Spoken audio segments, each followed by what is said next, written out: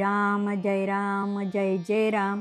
सद्गुरू श्री ब्रह्मचैतन्य गोंदावलेकर महाराज यांची प्रवचने म्हणजे जणू वेदमंत्रच.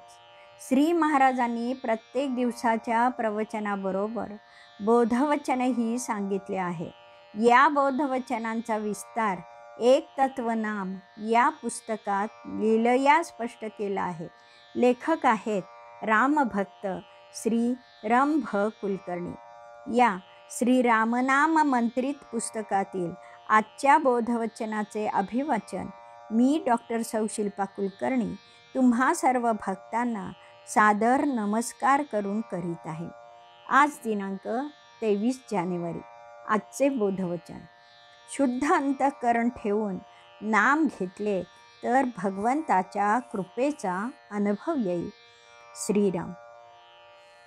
भगवंत सर्वव्यापी आहे. तो देहाला व्यापून आहे. तो विश्वाला व्यापून आहे. तसा विश्वाच्या बाहेरही आहे. तो अनंत, अनादी, सनातन, स्वयंभू, सूक्ष्म, अविनाश, निराकार, एकमेव सत्य असा आहे. तो अद्वैत, अजन्मा, अनाम, अरूप आहे. शब्दांच्या पलीकडे आहे. थोडक्यात तो अनिर्वाच्य आहे. त्याच शब्दांनी वर्णन करणे ही माया आहे. शब्दांचं स्थान मायेत आहे. तो ईश्वर निरुपम आहे. त्याचं कसं तरी वर्णन करण्याचा प्रयत्न माया करते. त्यामुळे त्याची थोडीफार कल्पना करता येते.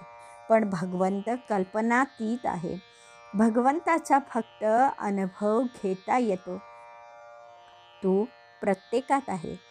प्रत्येकाला त्याचा अनुभव घेता येईल. अंतःकरणात खोलवर त्याचं निर्मळ निष्कलंक स्वरूप अनुभवता येईल. भगवंताचं अंतःकरणातलं ज्ञानमय स्वरूप अज्ञानाने, अहमने किंवा देहभावाने झाकलं आहे. सरोवरातील निर्मळ अमृतासारखं पाणी अज्ञानाच्या शेवाळानं झाकलं आहे. विवेकाने, अभ्यासाने हे शेवाळं दूर केलं की निरंतर आनंदाचा कंद जो भगवंत तो सापडेल. अंतःकरण शुद्ध करायला हवं. ते कसं करायचं? एकनाथ सांगतात, देह शुद्ध करुनी भजनी बसावे आणि कांचे नाठवावे गुणदोष. नुसता देह शुद्ध करून भगवंत भेटणार नाही. तो अंतर्यामी आहे. म्हणून अंतःशुद्धीसाठी नाथ सांगतात, भजन करताना इतरांचे गुणदोष आठवू नयेत. फक्त भगवंताच्या गुणांचेच स्मरण करावे. परदारा, परद्रव्य यांचा अभिलाष ठेवू नये. परनिंदा टाळावी. असे न केल्यास हे दोष आपल्याला चिकटतील. हातात जपमाळ फिरते आणि मन बाहेर फिरत असेल तर त्याचा काय उपयोग? मन एकाग्र होण्यासाठी सद्विचारांचं अधिष्ठान हवं.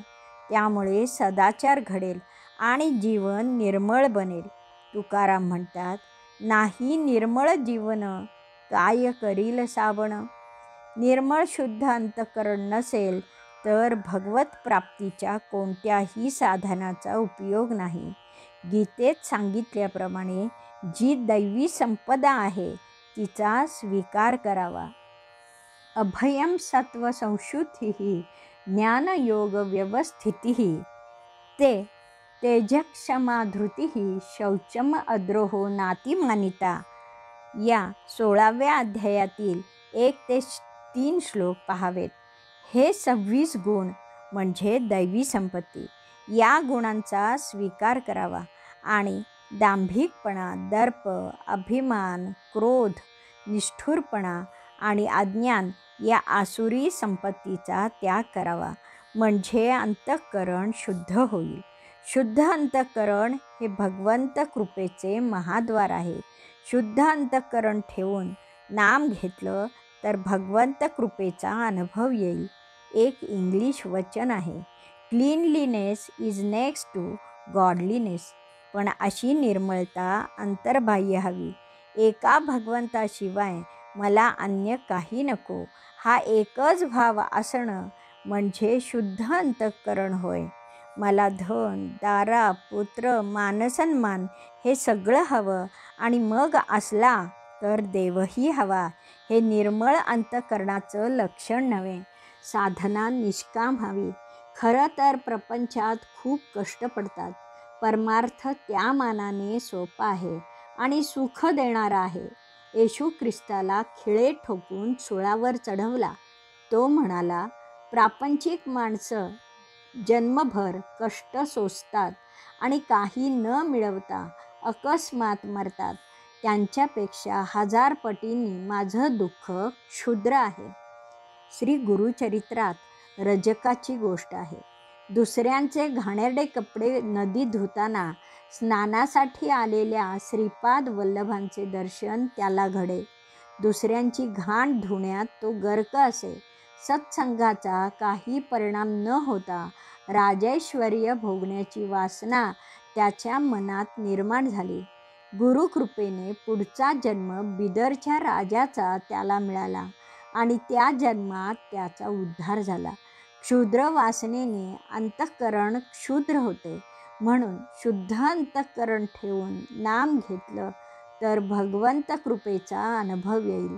भगवंत ही बोलण्याची नव्हे तर अनुभवायची गोष्ट आहे. तो अनुभव शुद्ध अंतःकरणानेच घेता येईल. श्रीराम समर्थ. जानकी जीवन स्मरण. जय जय राम.